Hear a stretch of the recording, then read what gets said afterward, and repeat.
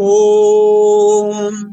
चतुर्थ अध्याय श्लोक 27वां। सर्वाणींद्रिय कर्माणि प्राण कर्माणि चापरे आत्म संयम योगाग्नौ जुह्वति ज्ञान दीपिते।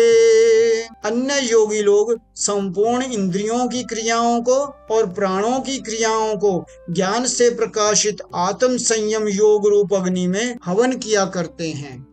इस श्लोक में समाधि को यज्ञ का रूप दिया गया है। कुछ योगी लोग 10 इंद्रियों की क्रियाओं का समाधि में हवन किया करते हैं। तात्पर्य यह है कि समाधि अवस्था में मन बुद्धि सहित संपूर्ण इंद्रियों अर्थात ज्ञानेंद्रियों और कर्म इंद्रियों की क्रियाएं रुक जाती हैं।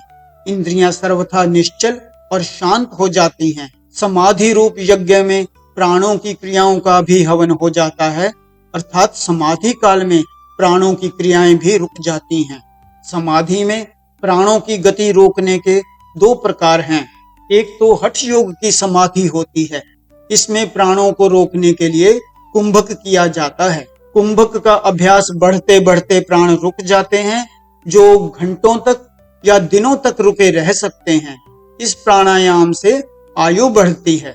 दूसरे प्रकार में मन को एकाग्र किया जाता है। मन सर्वथा एकाग्र होने पर प्राणों की गति अपने आप रुक जाती है। समाधि और निद्रा दोनों में कारण शरीर से संबंध रहता है, इसलिए बाहर से दोनों की समान अवस्था दिखाई देती है। यहाँ ज्ञान दीपिते पद से समाधि और निद्रा में परस्पर भिन्नता सिद्ध की गई है।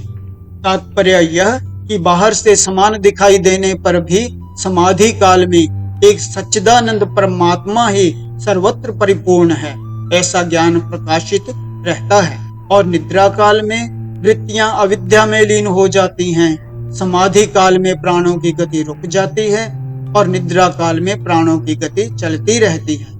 इसलिए निद्रा आने से समाधि नहीं मानी जाती। ओम।